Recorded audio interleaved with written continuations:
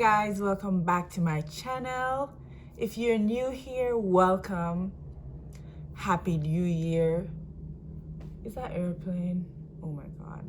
Hey guys, welcome back to my channel. If you're new here, my name is Yannick and welcome to my channel. On today's video, I'll be just sharing what it's like to be a graduate assistant, my experience. Since January, this January makes it a year since I've been a graduate assistant. So without further time spent, let's get into the video. So for those of you guys who don't know, a graduate assistant is basically a graduate student, whether it be a master's student or a doctoral student, who serves as support for either the faculty, the staff, professors, or even students. We just provide support to the people that we work with, basically. So yeah, that's basically who a graduate assistant is. So a graduate assistant is a part of a graduate assistantship program, which most graduate schools has these programs. These programs tend to offer a scholarship and So for my program offers a scholarship for 9 credit hours, as well as they provide you with a stipend. So 20 hours, you do 20 hours a week and you get a stipend. So for my school, that's the benefits. But for other schools, the benefits might vary. So you might not get a stipend but get a scholarship. So depending on which school you want to attend, you might need to research on their graduate assistantship program. So how did I become a graduate assistant? Unlike other people, my graduate assistantship entrance or getting into the program was a bit different. I started back in 2019 when I started my graduate program. Not 2019. Oh, the story starts in 2019, basically. So I remember just starting graduate school. I wanted just a job.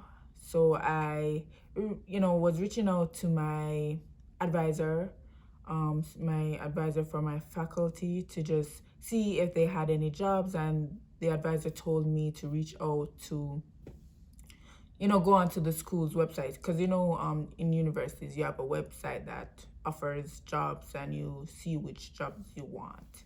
I ended up doing that, got a job, but that didn't work out. I'll leave that for another video. But I didn't have that job anymore, so I was still going to school until my advisor reached back out to me to say, hey, did you get a job, or what's your status? There's a professor who needs assistance. Are you able to fit in? Are you able to do the job? So I'm like, oh yeah, I'm available or whatever. And so my advisor reached out to the professor emailed me. I emailed him back to say, yes, I'm available, blah blah blah. And then I didn't hear back from him, so I was like, okay. A few weeks later, I was like, let me reach out back to the professor. So I was like, okay, hey, professor, are you still needing assistance? The graduate assistant.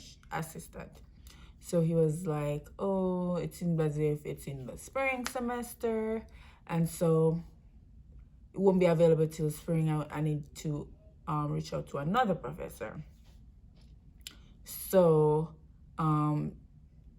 this was in December, and I didn't reach out to the professor till January because I was a bit hesitant, because I had another interaction with this specific professor, which left a bad taste in my mouth, kind of, and I was just hesitant. But then in January, I emailed the professor, and the professor said, okay, would like to meet, and we talked, and we had a great conversation, and that's how I was able to join.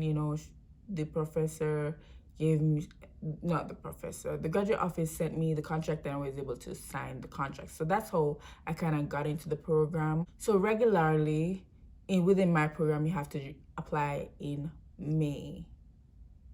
May for the program, and then you get started in August semester. Because I came in, how I came in, it was just a speedy process how I came in. And so I didn't get started until August for the fall semester. So I didn't really know about the program to apply. But because people graduate in the December semester, I was able to, I guess, be squeezed in because they lost the graduate assistant, so they need a new one. So that's how I came in, like kind of midway, because the graduate assistantship contract goes from August to May. I guess I can give some of my roles that I did as a graduate assistant. So when I started in spring of 2020,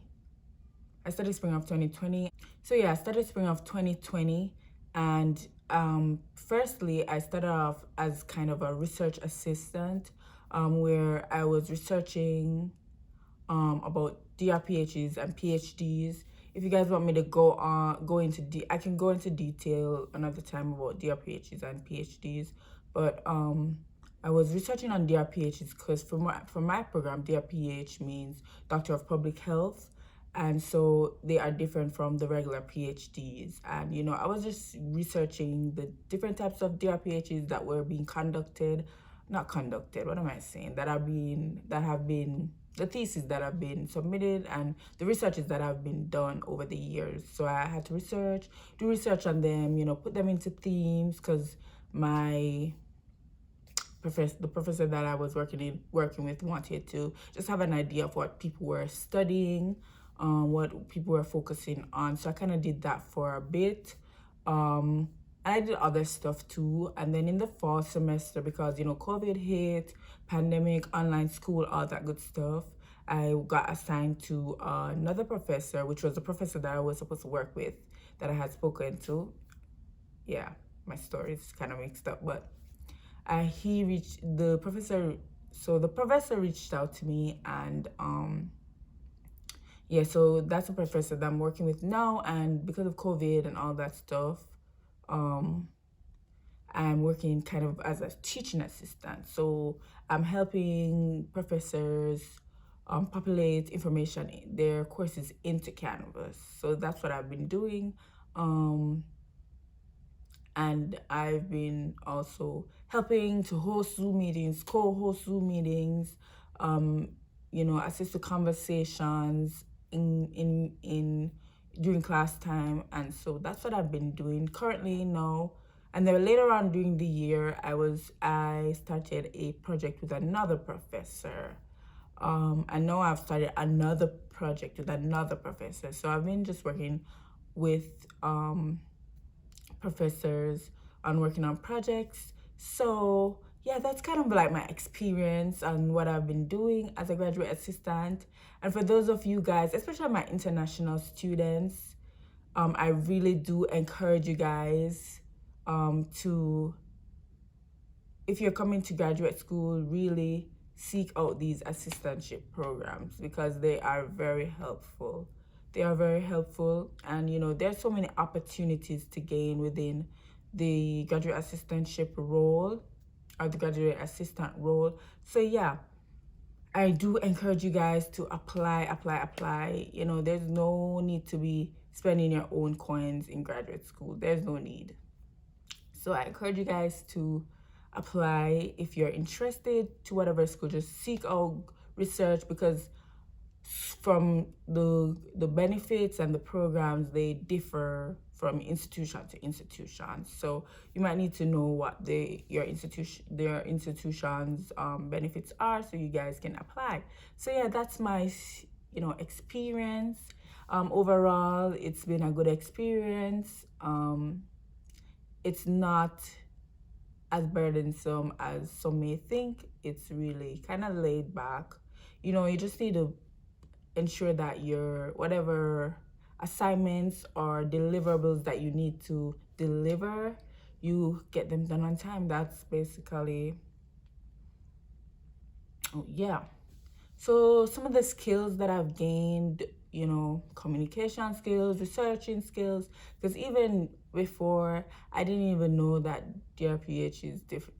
You know, there was a whole DRPH and PhD, you know, and just having that better understanding of certain things in public health as well, that, you know, I'm able to gain new experiences, you know, they have learned so many skills in this program. It's insane. So I encourage you guys, if you're interested, to do apply to your graduate assistantship program. And I thank you guys so much for watching. And if you guys want any more information on graduate assistantship or even graduate school, international studentship, not studentship, but being an international student, you know, please let me know down below and I'll be happy to do those videos. So yeah, thank you guys so much for watching, and I'll see you guys in my next video.